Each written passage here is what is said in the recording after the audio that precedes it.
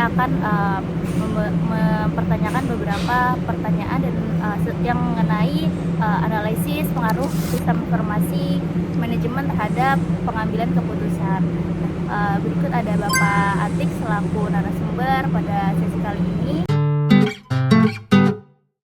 Kalau sistem informasi manajemen maksudnya yang berbasis digital lah gitu Ya, ya. betul Pak.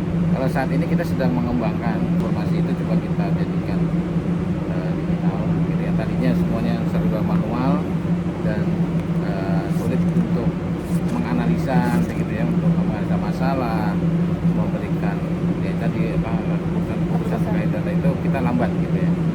Lambat. Dan saat ini kita sedang mencoba mentransformasi dari yang tadinya manual itu semua menjadi digital gitu ya.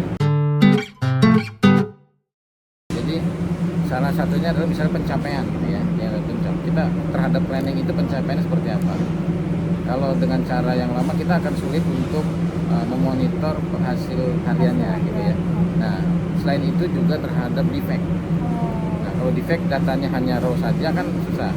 Nah, kita harus mencari prioritas, misalnya membuat Pareto terhadap defect-defect yang ada. Nah, dari Pareto diagram itu bagaimana kita bisa segera gitu. Nah, dari database itu kita bisa langsung tarik datanya kembali. Nah, dari data yang kita tarik itu akan kita mudah untuk menganalisa. Jadi untuk analisa pencapaian harian. Yang keduanya adalah untuk data defect dan juga data-data problem. Data problem sehingga pada periode tertentu kita bisa menganalisa progress improvement juga. Misalnya terhadap Pareto di minggu ini apa yang paling besar kita improve, nanti kita compare lagi di minggu depannya. Ya jadi gini, dulu itu kita kalau misalnya pengen tahu defect paling besar minggu ini apa sih, itu kita harus mencari dulu datanya atau perkembangan 1 tahun gitu ya. Data dari bulan 2-3 bulan yang lalu lah, itu datanya kan terpisah. Ya. Sementara kalau sudah dalam database, maka kita bisa tahu perkembangan dari tiap bulan itu trennya seperti apa. Dan itu bisa kita dalam satu tarikan data. Artinya kalau kita sudah menggunakan web dashboard ya seperti yang sekarang kita gunakan, itu kita bisa perbandingkan pencapaian bulan ke bulan itu lebih cepat. Kalau tadi ini kita harus download Excel-nya dulu, diolah gitu kan, digabung-gabungkan gitu. Kalau sekarang ya dengan kita mau dari bulan apa kita untuk analisa, itu kita bisa langsung dapatkan datanya, kita bisa melihat progresnya, trennya seperti itu. Jadi otomatis waktu yang dibutuhkan itu jauh lebih singkat. Yang keduanya hemat kertas pastinya, gitu kan ya, hemat kertas, hemat energi gitu ya, hemat energi gitu. Jadi bahkan kalau misalnya dalam kondisi yang kita banyak laporan yang tadi dikerjakan banyak orang, itu kita bisa menghemat manpower. Berarti Efisiensinya terhadap costnya juga pasti.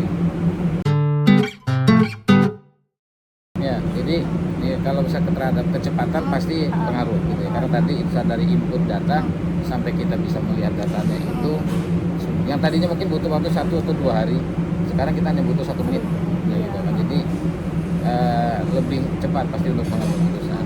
Misalnya, wah ini banyak NG katakan gitu ya. Kita bisa monitor dari yang tadi datanya kita tidak karena sporadis, kita bisa kumpulkan dan kita bisa analisa dan secara berarti besok kita harus investasi apa untuk menangani ini misalnya gitu ya, perlu invest ternyata. Jadi dasarnya kita untuk mengambil keputusan itu pun bisa lebih cepat.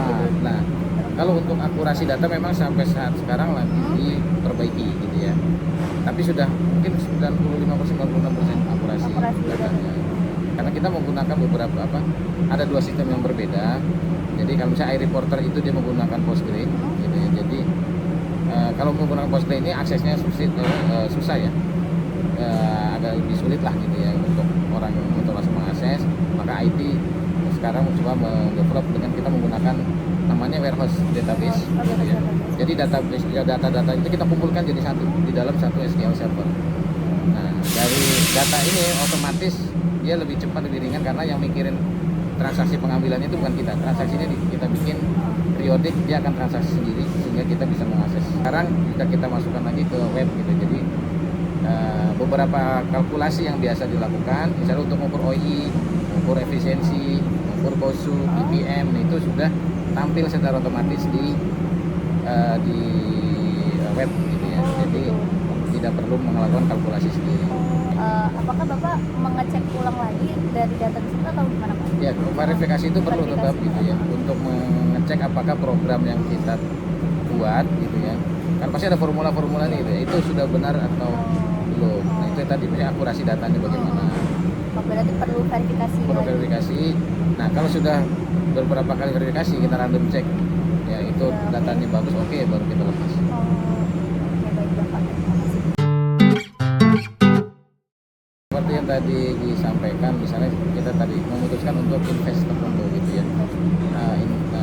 Untuk investasi, kalau contoh realnya mungkin bukan terlalu investasi, tapi kita bisa melihat efek dari suatu perubahan. Contoh, kita ada trouble di salah satu mesin, akhirnya beberapa tipe itu harus kita pindahkan ke mesin yang lain. Nah, dari situ kita bisa melihat efeknya, ternyata memang ganti tipenya di mesin yang di mesin B lah, kata mesin tadi itu jadi menjadi tinggi. Kita bisa ngukur berapa waktu sebelum kita transfer tipenya dan sesudah. Artinya memang pada waktu kita mentransfer tipe itu kita bisa lihat kondisinya bahwa ini tidak bagus. Artinya berarti yang harus diimprove adalah bukan ganti tipenya saya, tapi mesin yang tadi kondisinya tidak mampu tadi, efisiensinya rendah tadi, itu yang harus kita perbaiki. Jadi bukan dari masalah si ganti tipenya Bukan, itu. ya. Artinya kan kita lihat dulu potensinya gitu. Artinya ini benar kok, efeknya adalah jadi menyebabkan mesin yang lain ikut terganggu gitu ya. Nah, di situ kita bisa putuskan bahwa oh berarti tim PE, produksi, maintenance itu harus berkolaborasi untuk memperbaiki kinerja dari mesin tersebut. Mungkin saya akan mengambil kesimpulan ya Pak dari wawancara ini ya Pak. Mohon koreksinya kalau misalnya salah juga ya Pak. Jadi sistem informasi manajemen ini sangat mempengaruhi ya Pak dalam pengambilan keputusan di sebuah perusahaan atau mungkin Bapak sebagai senior manager gitu. Jika terjadinya ada suatu masalah terhadap operasional atau perencanaan gitu, data ini atau informasi ini bisa didapatkan secara cepat dari sistem informasi manajemen ini ya Pak. Dan peran-peran dari sistem informasi manajemen ini juga menjadikan pengambilan keputusan secara cepat dan mungkin lebih akurat mungkin ya Pak, tetapi mungkin memang belum 100% gitu ya Pak. Seperti itu ya Pak. Ya, kira-kira seperti itu. Memang sekarang udah zamannya digital, jadi seharusnya semua sudah cepat. Semua keputusan itu tidak diambil hanya berdasarkan feeling, intuisi, tapi bisa menggunakan fakta yang ada. Artinya data-data yang mendukung untuk mengambil keputusan tersebut. Semakin cepat data itu terkumpul, maka semakin cepat kita bisa melakukan analisa dan semakin cepat kita bisa mengambil keputusan. Itu yang bisa dilihat apa ya?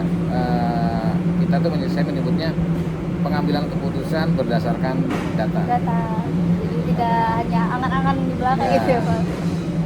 Oke baik. Mungkin cukup dari saya ya Pak. Terima kasih atas waktunya Pak Atif dan meluangkan waktunya kepada saya. Saya mohon tutup dulu ya Pak. Terima kasih teman-teman semua yang sudah mendengarkan dan menonton video ini. Akhir kata, wassalamualaikum warahmatullahi wabarakatuh. Waalaikumsalam.